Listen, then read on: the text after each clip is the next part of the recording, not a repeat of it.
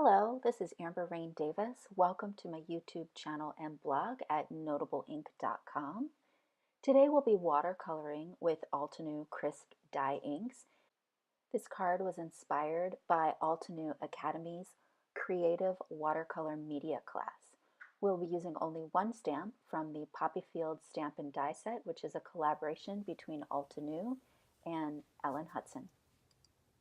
We'll start off by prepping our watercolor paper. I'm just spraying the back of the paper. This was a tip that I saw in one of Lydia Evans' videos in the Altenew Academy classes, and it helps to just keep the paper flat without having to tape down the edges.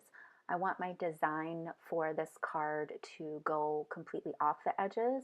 I'm going to be watercoloring a background pattern. So I'm just taking, I have a stamp envelope with just a piece of white cardstock in it, and I'm using that as a palette. And I'm using the Warm and Cozy Altenew Crisp Dye Ink mini cube set and also the Tropical Forest set here. And so I'm just squishing some onto the palette. And this paper, I've not used it before. It's from the B Paper Company. The other name it has on it is B Aqua B. And it comes in 6x9 sheets, so I've cut the sheet in half. There's 25 pieces of paper per pack, and it was $13.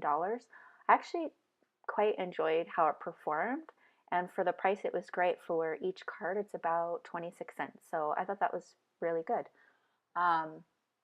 So I have some clean clear water up at the top, and I'm going to start doing some watercoloring here. I'm going to do a wet on wet technique. And I'm just going to use this is a number 12 round brush. It's from the Silver Brush Company from their Black Velvet line. And I'm just going to start by putting down two, this almost looks like bunny ears, these leaves, and then a circle underneath that. And I'm going to drop in some pigment. And what we're going to be creating here are a pattern of oranges on the background. The pigment will stay within the water edges, so it will stay only where you have dropped down your clean, clear water. So if you have a nice sharp edge that you've created with your paintbrush, then it's going to leave a nice round circular edge that the paint will stay inside of. So I'm just going to add some shading with some darker pigment. You want to remember that watercolors and even these pigments inks will dry back quite a bit. You'll see that at the end of the card starts off more vibrant, and then it is a little more subdued by the end of the card when it's completely dry. So I'm just going to drop in some green into those leaves. These leaves are a little larger than what I intended. I probably could have gotten away with using a larger circle for the orange on this particular one. But at the end of the card, I'm going to place my sentiment over part of those leaves to mask that a little bit. So I put down the clean clear water for the leaves and the circle at the same time because I want the green to bleed into the top of the orange just a little bit. Not too much, but I think that adds a nice effect versus having a sharp line there. So I've done both at the same time. I will try later on in the video to do the circle first and then add the clean clear water for the leaves. And actually both techniques work just fine, but you'll be able to see both. So we're going to keep going. I'm going to go ahead and speed this up a little bit so that you can see the rest of the watercoloring, and we'll complete the whole background.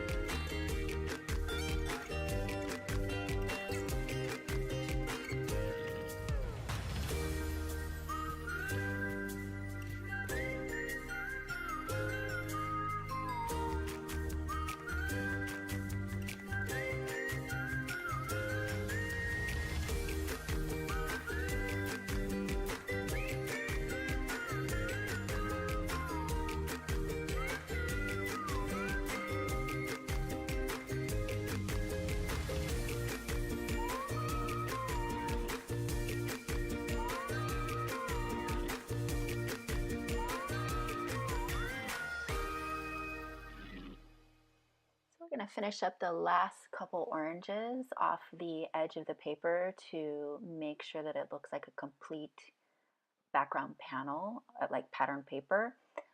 You may have seen as I went through and painted that there were times when I put the leaves down with the clean clear water that the orange traveled into those wet spots. That's totally okay, because then when you add your green pigment, it pushes that color back into the orange. So if that happens, don't panic. It'll be just fine. Your green will bleed into there and it'll push that color back. So no worries there. So completing the rest of the pattern here, you can see we've got some nice contrast. We're going to add some orange splatters. I think my card panel was not completely dry before I misted it with my mini mister, which is full of a mixture of water and perfect pearls in the pearl color. So you'll see in the next frame when I go to put on my sentiment that the full orange at the bottom of the panel started to bleed out just a little bit. If that's not an effect that you want to see, go ahead and let your panel completely dry before misting it. So I'm going to go ahead and stamp and white heat emboss the sentiment from the Poppy Field stamp set on a piece of black cardstock. If your cardstock starts to curl up like that, then just heat it from the back and it should flatten out nicely for you. Trimmed along the edges of the sentiment, and then I fussy cut out around the L to keep that popped up. So I'm going to pop that up on some foam tape, and as I said, I'll place it so that it covers those very large leaves on that one orange. I die cut the panel to an A2 size, and I'm going to pop it up on orange fun foam. This is sticky back fun foam, and then I'll use 2 strips of score tape to attach it to the A2 size card base, which is 110-pound Neenah Solar White. I'll pop up the sentiment on foam tape.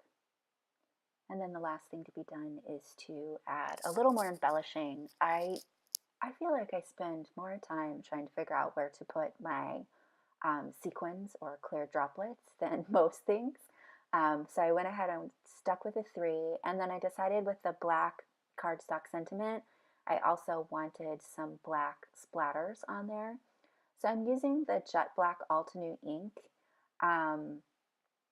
And you can see that the black is made up of several different pigments, and you can see the colors start to separate once you add the water. So I just wanted to add a few there, and then the card is done.